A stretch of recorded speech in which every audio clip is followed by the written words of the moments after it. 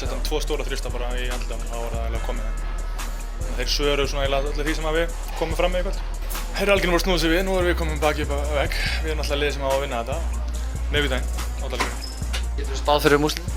Við vinnum. Alveg haldið svo því? Alveg pottþétt.